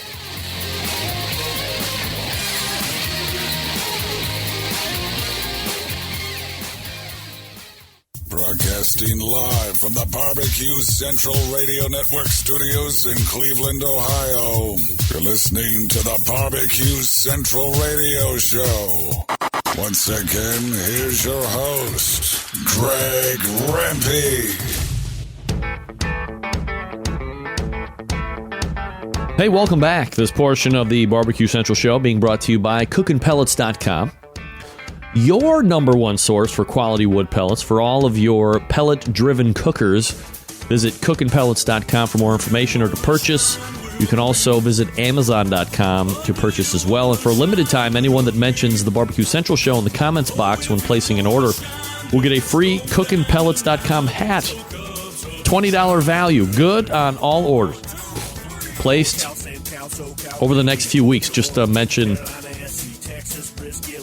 the Barbecue Central Show when you order CookinPellets.com. All right, my next guest here once a month talks about hot topics in the industry, book-wise, probably one of the most successful writers in the industry of barbecue and grilling of all time. Let's go ahead and race back to the hotline and welcome Stephen Raichlen to the show. Stephen, how are you, buddy? I'm doing great. How are you? Doing absolutely fabulous, Stephen. Appreciate you asking and making time here for the show tonight. Where are we catching you this fine evening? Well, I'm on my way into Colorado Springs, Colorado, for the upcoming session at Barbecue University. Well, this is a very exciting class. Barbecue University is obviously well known. I mean, you've done it any number of years now. What kind of prep do you have to put in far in advance to have a successful show or have a successful class come off? Well, first of all, planning the menu. And, it may seem like we're cooking a meal every day, but in fact, I plan a curriculum that covers all 5 methods of live fire cooking, that offers a mixture of traditional American barbecue, of global grilling, of edge grilling. We want to cover all the major food groups, all the protein groups.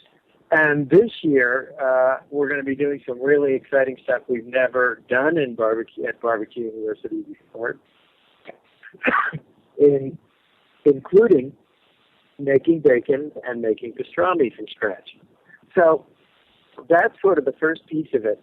The second piece is bringing in exciting grills, because one of the opportunities that we offer our students is a chance to test drive everything from a commonplace Weber kettle all the way up to a 15,000 stainless steel gas super grill like the Kalamazoo. We have a Twin Eagles gas grill coming in.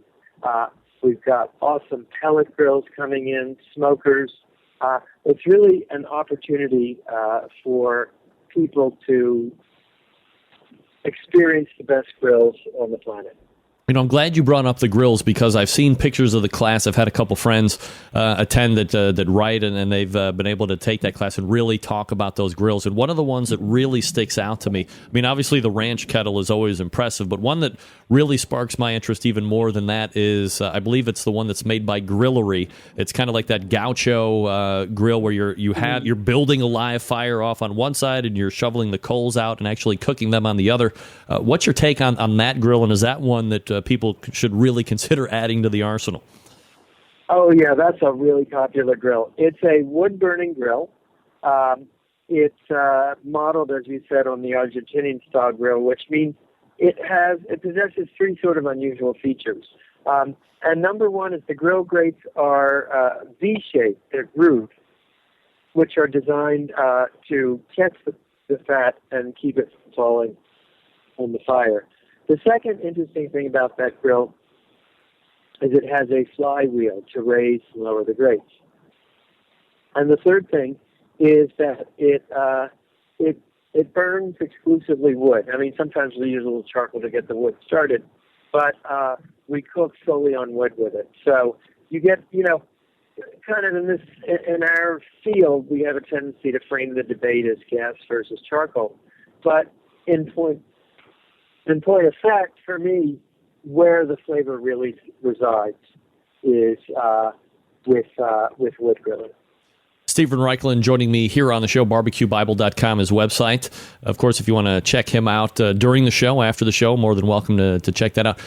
Stephen, when you started Barbecue University, and fast forward here to 2014, did you realize that you were going to be able to sustain this over this many years? Did you think that there was going to be this kind of an interest? And perhaps the better question is, how have you seen interest grow from those first couple classes, to a 2013 or a potential 2014 class nowadays? Well, to answer your question, did I anticipate its continued success and that we'd be in something like our 15th year? I don't know that I thought about it. But every year so far, knocking on wood very loudly, we have managed to run with a waiting list only. And in terms of changes, I think when I first started, there was some sort of a greater female population, in part maybe because women were more accustomed to taking cooking classes than men were.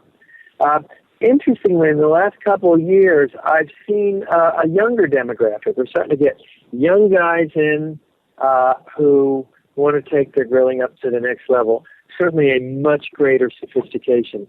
When I started, I had to explain to people what indirect grilling was. That was sort of a new and shocking concept.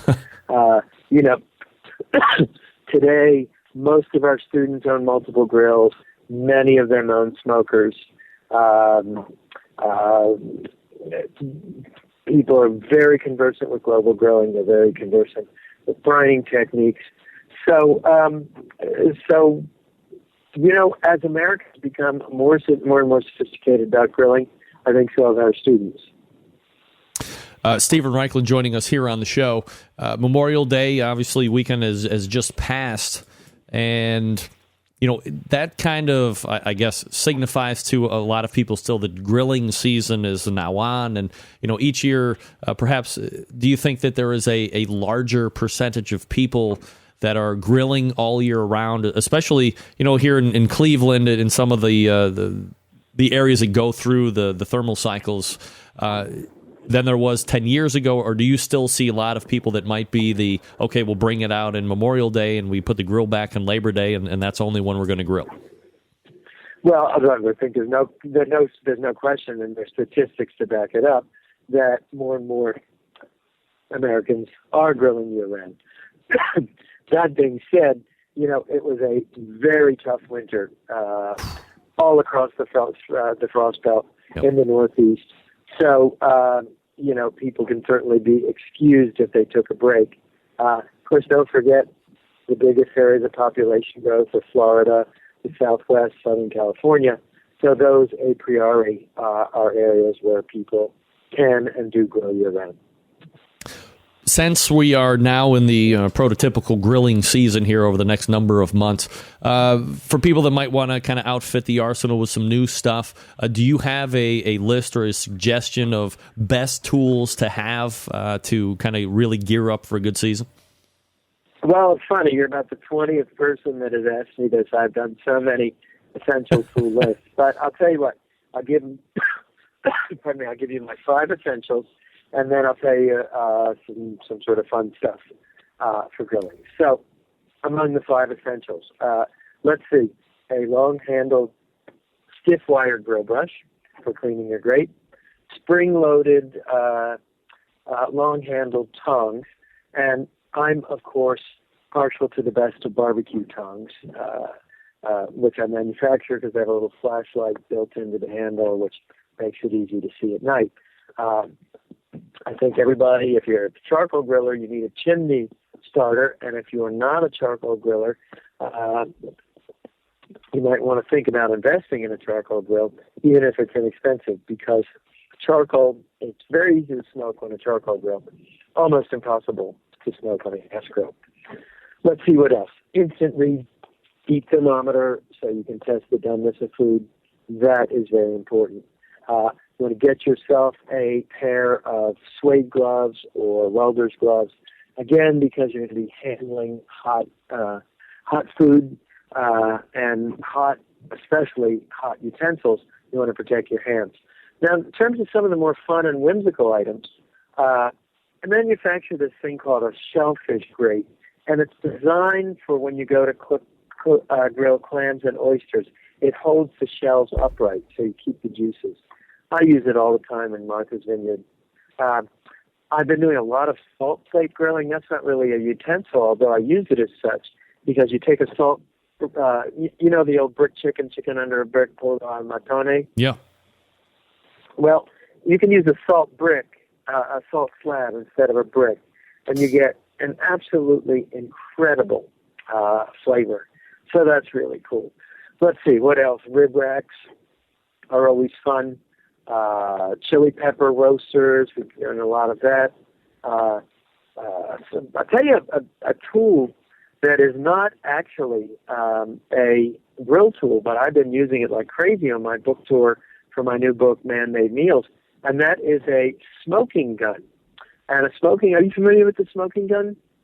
I've only seen it online. I've actually never seen one work in person, and These things are absolutely awesome. I mean, sort of think of it as a bong for barbecue guys. You put hickory or cherry chips in one side, you switch it on, and it blasts an incredible blast of wood smoke out a tube that you can then put into a Bloody Mary or a Manhattan. You can use it to smoke desserts. You can use it to smoke butter. It's really cool. I've been. Forgive my ignorance here, but how are you getting it into a drink or into a food?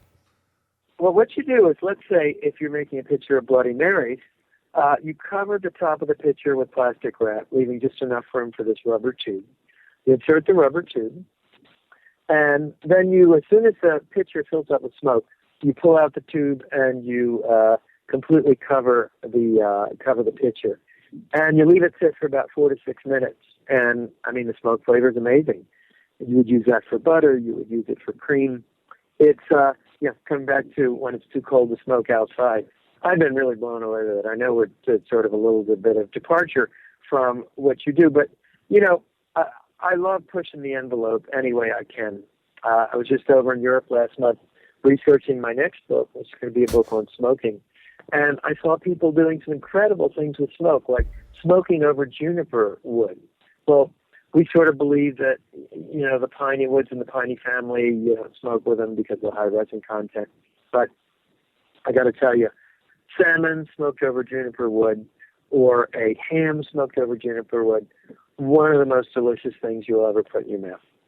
Are you continually surprised that for as many times as you have been around the globe and perhaps similar maybe not the same place, but similar regions, that every time you whirl back around, you're finding something new or discovering something that you haven't already yet? I mean, you're the guy that has traveled the barbecue trail probably 15 times now.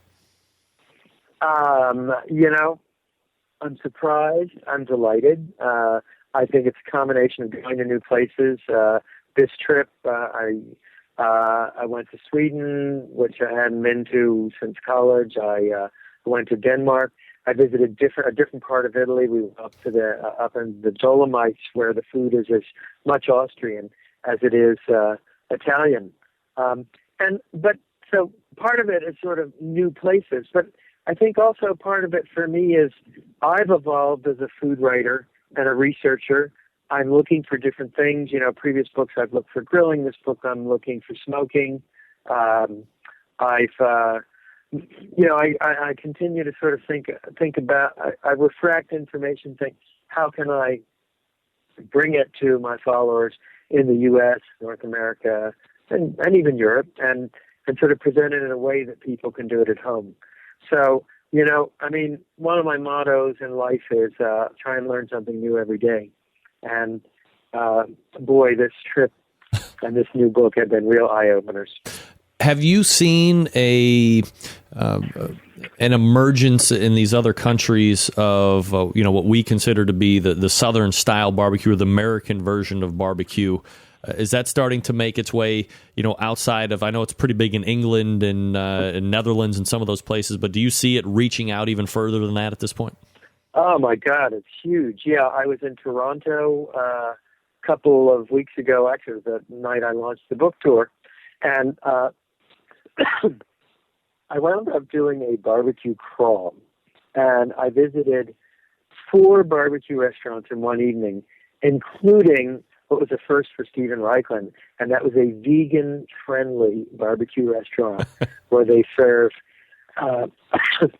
bean chili, vegan chili, hot out of the smoker, where they had this incredible smoked mushroom soup, a smoked mushroom burger. I mean, really interesting stuff.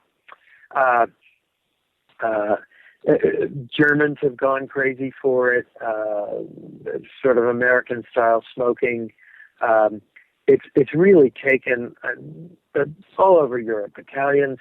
But what for me is kind of more interesting than that is to see traditional grilling and smoking. And I think there's a certain pride. It's funny, in Germany, Germany has some of the best grilling in Europe, but it was very localized. And if you spoke to someone from Berlin or Munich about Saarbrücken-style Spießbraten, they'd look at you like you landed from Mars. They just weren't familiar with it. So I think countries now are starting to discover their own grilling and barbecue heritage, which I think is great. Stephen Raichlen joining me here on the show. BBQBible.com is the website if you want to check it out. Stephen, one of the things that I really enjoy cooking, and unfortunately, I'm in a house with 3 daughters, wife. I'm a man on an island over here, so it's beef barbecue doesn't go over nearly as well as the pork and the chicken barbecue or the grill stuff. But you did a post probably just recently here on your blog at BBQ Bible about beef ribs, which are one of my most favorite things ever. We call them steak on a stick. If you can find them, what's your suggestion on the best way to cook them so you can really maximize its awesomeness? First of all, I'm so glad you asked that question. You mentioned the blog, because I am really proud of that blog. And if you've never been to my website, man, today is the day to go visit it. We chose beef ribs because, first of all, the reflex is to, pork is what people do at home. But there's been a real renaissance in beef ribs. Yep. On this book tour for Man-Made Meals, I did massive barbecue crawls in Dallas and Houston, in Austin, I told you in Salt Lake City, and I'm seeing more and more beef ribs. People going nuts for beef ribs. So here's what you need to know. They're basically 3 cuts of beef ribs. The one that is turning it up in the really prestige barbecue places, what's called the beef plate rib. These are the first 3 bones in the cut from the chest And they're monstrous. Each bone weighs 2 pounds. I mean, one bone will feed 2 people easily. Steak on a stick indeed. And then there's the beef short rib, which is cut from further back. And most of our community will know beef short ribs from the Korean-style barbecue, the kalbi, where it's cut crosswise and direct grilled, which actually also has an analog in Argentina, where it's called tira de asado. Beautiful picture of it in my book, How to Grill. It's sort of how you take a rib and you turn it into a steak. I mean, it's a quick cook, hot, quick grill. The third rib is the beef long rib, which is actually, if you imagine a standing prime rib, right? There's a rib piece portion of the rib cage that holds this roast. Well, when you buy it in the store, very often you get what we affectionately call, or not so affectionately call, shiners. Those are a rack of beef ribs, but really with not much meat. The reason is simple. A prime rib or a rib roast sells for a heck of a lot more than beef ribs do. So butchers tend to cut them down as close to the bone as possible. What we advocate there is actually buying the whole prime rib, cutting it yourself so you can leave a nice portion of beef on those bones. Then you get 2 meals from one. In terms of cooking methods, direct grilling, indirect grilling, slow smoking. By the way, at Barbecue University on our first day on Thursday morning, that's one of our dishes. We're doing the beef plate ribs. Yeah, I've seen dinosaur. I've good dinosaur bones. Yeah. Yeah, dinosaur. I was just going to say, I see the oddest place for me to find these, and they have them all the time. Is it's similar to a Sam's Club or Costco, but we have up here in Cleveland. We have a place called BJ's. And they're called the beef chuck short ribs, but they're huge. Yep. They seem more like the beef plate rib. And man, these things are little work to get prepped, but we cook them nice and slow, and we don't shrink them down too much off the bone. They are just so amazing in presentation, and then once people get over the visual awesomeness of it, then you actually start to eat them and realize that pork ribs are great, but this is a whole nother avenue that a lot of people really haven't gone down. Oh man, I mean, a good beef rib will make you want to throw stones at pork ribs, and that is saying something. Absolutely. Stephen Raichlen, he has a new book out, by the way. We talked about it last month. Man-Made Meals. You can pick up a copy pretty much anywhere. You find him on this show once a month, and he's getting ready for the latest session of Barbecue University out there in Colorado. Stephen, always appreciate the time. Thanks so much for doing it. Hey, it's always fun, Greg. Good talking to you. There he is, Stephen Raichlen, ladies and gentlemen. I got him. Look, between you and me and the fence post, and I know some people were pretty quick on the pickup, seeing me angle for what we would call an invite. Hey-o! Get that big stuff out of here. Hey, Stephen, maybe you should... Hey, I mean, I'm not doing anything. You should, holla at your boy over at the Cook Show. I want to mess around with all those grills. I'm a man who's got a lot of grills, so I don't got that many grills. I would like to mess around with them. I can evaluate and be impartial. Talk about it. You call me.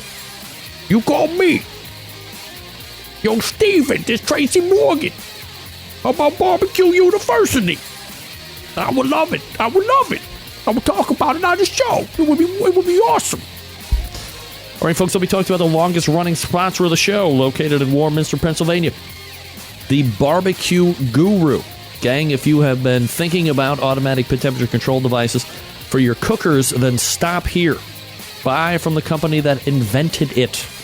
Not familiar with how these little beauties work? I am not a man of minute detail layout, but I can tell you that if you're a busy working professional, or perhaps you're constantly on the run with kids doing errands, and quite frankly, you don't have the time to set around 10 pit temperature, so I can dig it. Barbecue Guru allows you to throw your pork butt or brisket or a couple slabs of ribs on your cooker. You're off to do whatever it is you need to get done.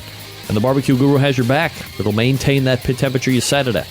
Currently a number of different models to choose from. You have the CyberQ Wi-Fi, you have the CyberQ 2, the DigiQ DX2, the Party Q. It's $129 for that Party Q. Runs on AA batteries. It goes from cooker to cooker to cooker. $10 more for your ceramic type cookers. Now maybe you're in the market for a cooker yourself. BBQ Guru, known for awesome cookers. How about that Onyx oven? Winning in the competition circuit as well as in backyards all over the country for a number of years now. Fully insulated unit, holds a ton of meat, accommodates half and full pans for food service. And you know it's going to work seamlessly with any of the barbecue pit temperature devices that you're going to put on it. Do yourself a favor, and me. Head on over to thebbqguru.com. That's thebbqguru.com. Check out all their products. If you have any questions about what to order, call them directly. It can get a little confusing, I know. 800-288-GURU. That's 800-288-GURU. They'll make sure you're outfitted with exactly what you need to get you up and running right out of the box. Again, the number 800-288-GURU or visit thebbqguru.com. The BBQ Guru is a breakthrough in barbecue technology. If you have not had a beef rib, you're doing yourself and your family a disservice. Try them this weekend. They're great. All right, let's try and win a book. Jamie Purviance's new book, Weber's Big Book of Burgers. Right after this, 216-220-0966. Start calling in now, 216-220-0966 for a free copy of Jamie Purviance's new book, The Big Book of Burgers by Weber. Stick around.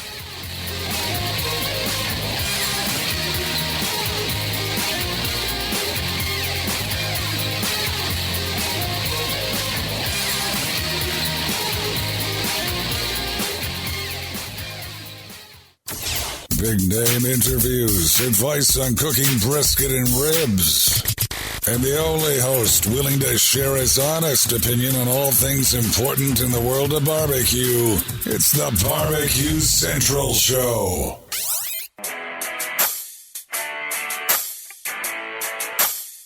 Who would have thought this music thing was going to go this far? I never asked for this. I never asked for this fast living, the women, the whiskey, craziness.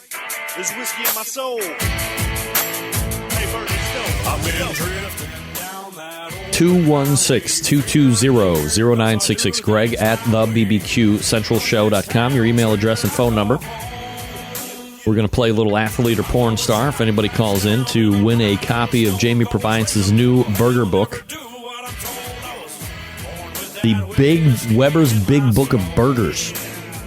Jamie was on the first hour, talked a little bit about the book itself and how he feels it separates itself out from a lot of the other burger books that are out there currently. There was a big run on burger books last year. IQ had a burger book, Chris Hart and Andy Husbands, who have sent, they've written a number, Wicked Good Barbecue, Wicked Good Burgers. I believe there's maybe another book in the offing as well. Got to get Andy Husband back on the show. He's my man. One of my favorite reality TV show guests ever on Hell's Kitchen. That's where we first met and had a bromance together. Mostly me watching him on the television. He didn't know who I was. But now he does. Tremont 647, right? That's his place out in the Boston. Getting a question from Jeff Starks. Greg, question for you this segment. What would your advice be for barbecue pitmasters next season if you were the producer? Well, Jeff, I am glad that you asked me that question. Actually, I'm not really glad. Look, I think it comes as no it's going to come as no surprise. The very first show this season, I had Eric Thomas from Rolling Grill on, and we recounted his time on the show again. We talked about the how to start a home-based food truck business as well. I have the book right here. And, for any number of seasons now, the mantra for me continues to be the same. After the first episode, I haven't watched another one. Not this season. I don't know who's been on since Eric Thomas. I just don't. My interest in the show has waned just because if you go back through the annals of me having John Marcus on the show and contestants that have won on the show and Barbecue Illuminati on the show, no names, please. The one thing that you have to understand is this. I don't have a problem with anybody who's on the show. I like Tuffy. I like Myron. Big fan of the BMC. I like every single competitor that's on there. I don't have a problem with anybody that's on the show. I just personally have a problem with that format of show. I don't like it. I didn't like it. And I am obviously in the minority. Otherwise, shows like Chopped or Cupcake Wars or whatever. All those shows that are out there that are very popular to this day after years and years and years of being on. I'm allowed to like it, not like what I want. I just don't like that format of show. It's not entertaining to me.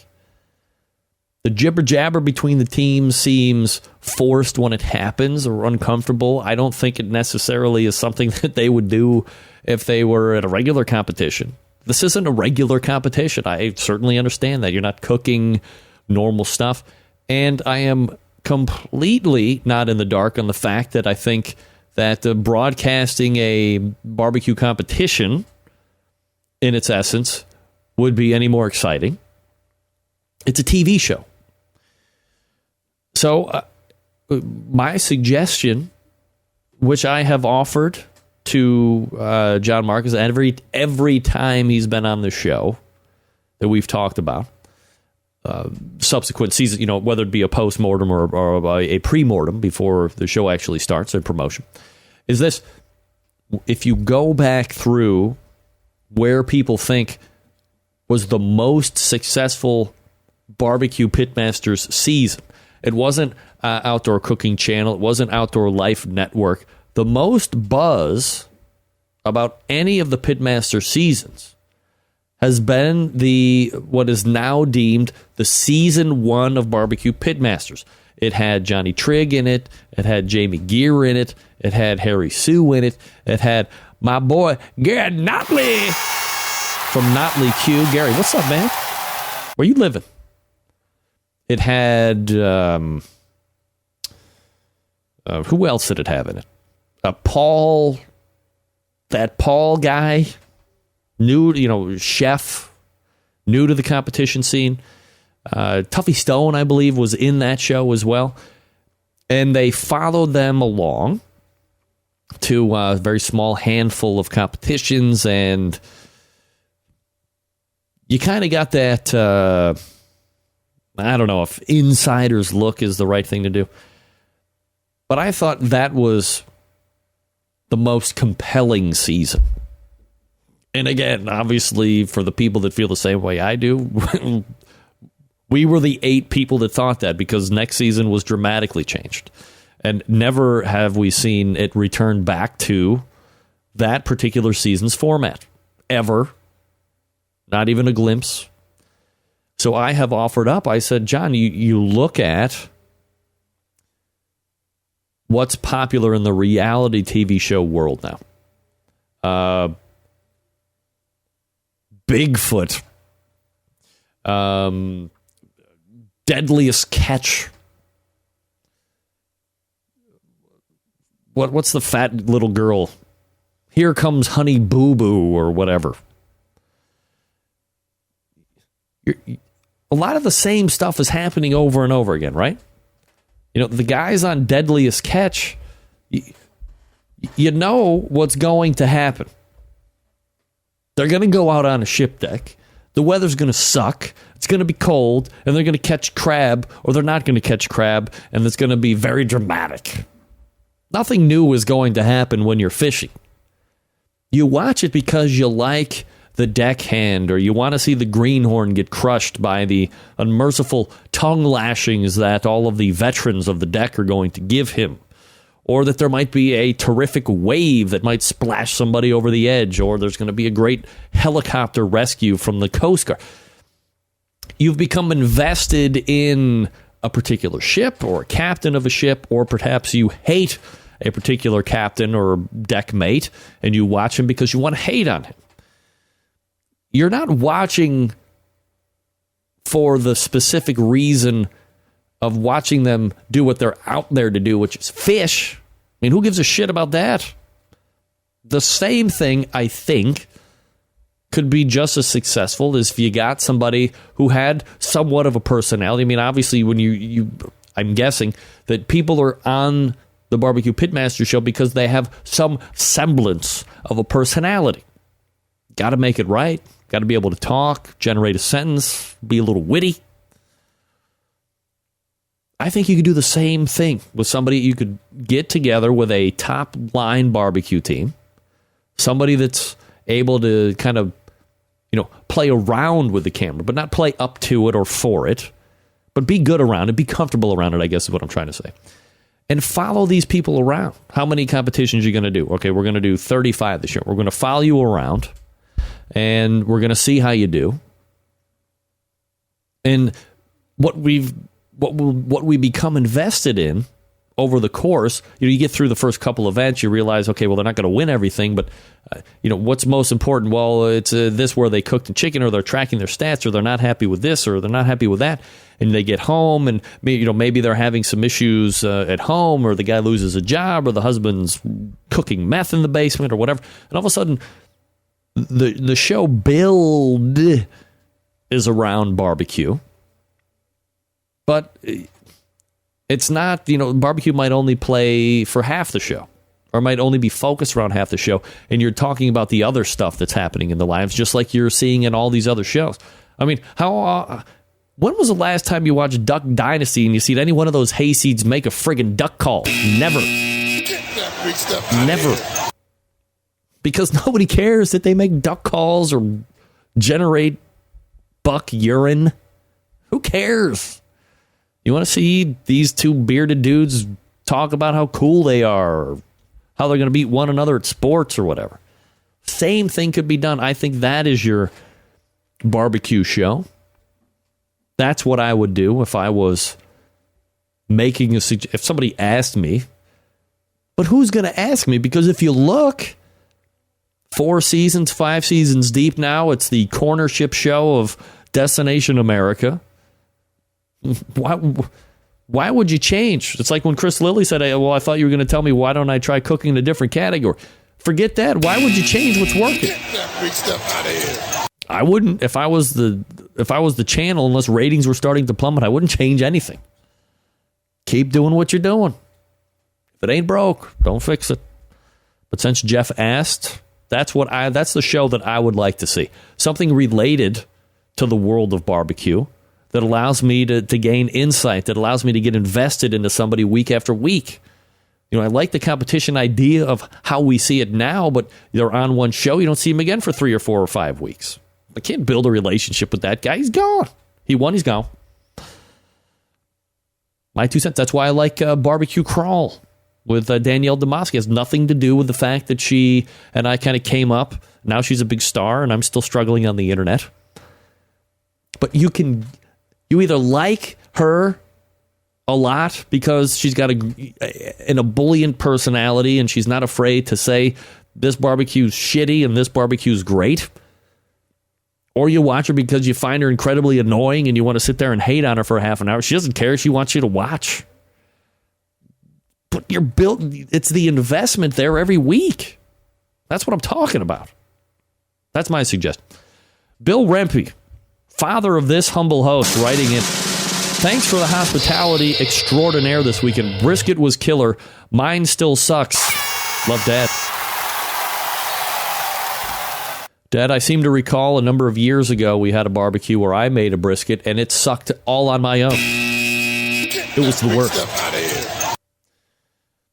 It was the worst. 216-220-0966 if you would like to have a shot at winning the Jamie Purviance BPM Season 1 is back. It's now called Barbecue Pit Wars on Destination America. Check it out. I enjoyed the premiere. If for no other reason than the mouth of the South, Myron, had his ass handed to him and a styrofoam platter Check it out. Check it out. Barbecue Pit Wars. Barbecue Pit Masters. Pit Wars. Whatever. Thank you, John. So whenever anybody's ready to come to me for brilliant TV show topics dealing with barbecue, I have a few. Pit masters are out there that have good personalities. I have them here on this show, and all they talk about is wanting to get sponsored.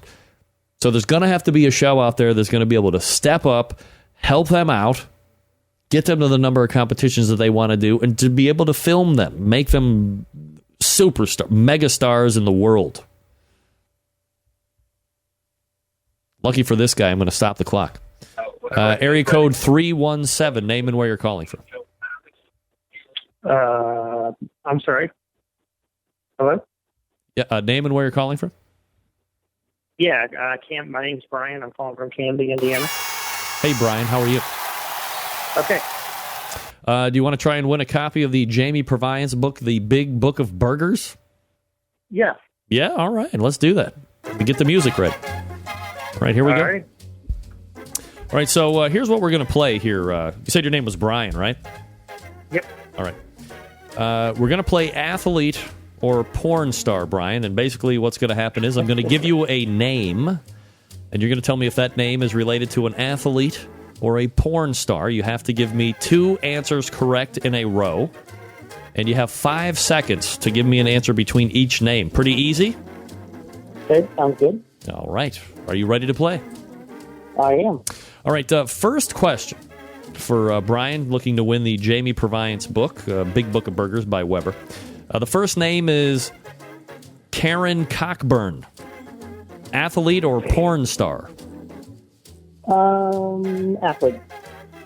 That's right. Karen Cockburn is a gymnast, believe it or not. All right. Second name, and if you get this one right, you can win all of the prizes, which is a book. Are you ready, Brian?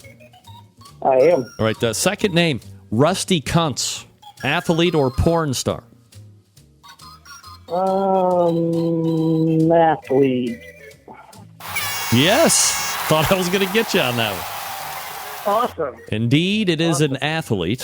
So, Brian, you've won the most recent book by Jamie Purviance, Weber's Big Book of Burgers. All you need to do is shoot me your shipping info. Greg at thebbqcentralshow.com. I'll forward it on to Jamie, and soon enough you'll have that book, and I have it in my own hands. It's absolutely fantastic. That's awesome. Thank you so much. All right, thanks for calling in tonight, Brian. There he is. He is a winner. And just between you and me, what is life like for a man named Rusty Kuntz? And I am not kidding. Just Google search it, because you know that's how I got the names. Holy moly. Talk about parents evidently not wanting to be pregnant for 1 second. And we're going to make my kid a living hell. Get that big stuff out of here. No doubt about it. All right. We are getting ready to wrap up this show here. First, let me talk to you quickly about Stephen DiFranco Jewelers. Father's Day coming up very soon. What do you want to get, Dad? New clothes, a tie he's not going to wear, action slacks?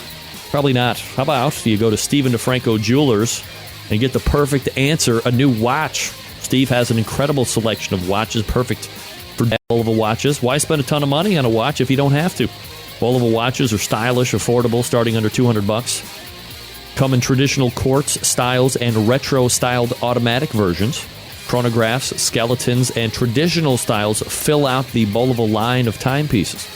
Now, you have some different levels. The Precisionist, I have one of those. Want the most accurate watch in the world? Who doesn't? Bulova Precisionist is that watch. The exclusive movement of the Bulova Precisionist breaks down the second-hand movements into 16 segments per second, giving the second hand a smooth-moving appearance. Steel and titanium versions are available as well. Bulova Accutron, I have one of those. High-end without the high price. The Cadillac of the Bulova line, the Accutron, is the pinnacle of high-end design without breaking the bank. Starting below $600, the Accutron watch gives you the high-end style, quality, lifestyle without breaking the bank. Now, how about Citizen watches? Are you a gadget junkie? Citizen is perfect for the gadget guy. EcoDrive technology converts light into energy, powering your watch perfectly and accurately. Need a timer for your barbecue cooking? Some Citizens have multiple timers along with multiple alarms and multiple time zones. You know you want to hook up with that. And then, maybe you're a little bit of a watch nerd. That's right. Philip & Company. Many high-end European watch companies use Swiss movements from a company called ETA. Philip hand assembles his watch personally using ETA movements and hand-picked components starting at just under $900. Phillips watches not only have an elegant European style, but they are affordable. All Phillips watches are serial numbered and registered with Philip himself. So here's what you do. You go to StephenDiFranco.com. You check out the website. Once you find the watch that you like, you give Steve a call. 440-943-2700. You ask for Steve. When he gets on the phone, you tell him you're a barbecue brother or sister, and he'll give you the real discounted price on that watch. He's not allowed by the manufacturer to show the real discounted price on his website. StephenDiFranco.com, 440-943-2700. We're back to wrap up right after this. Stick around. We'll be right back.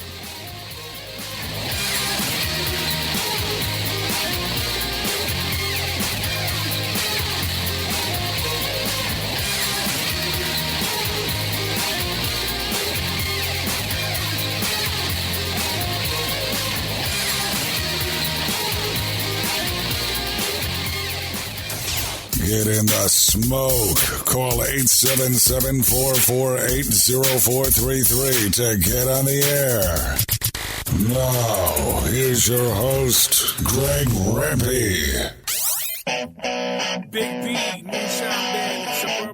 All right, welcome back. We are getting ready to wrap up the show here. And we're going to do it very quickly, I might add. All the way back in the first hour, we had Jamie Purviance. We talked about his new book, the Weber's Big Book of Burgers. Brian, I believe, was from Indiana, just won that copy a few minutes ago. Congratulations to Brian. Then we have Stephen Raichlen joining us at 10:14. And me answering some of your questions. Great fun tonight. Appreciate you joining me as always. If you have raw cast iron, season it each and every time. Little Pam, little Crisco, let it burn back in for generations of rust-free service. September 11th, 2001. I will never forget. I know you won't either. We'll see you back here next Tuesday at 9 p.m. Eastern Standard Time. Until then, this is your program host and proud U.S. American, Greg Rempe. Good night now.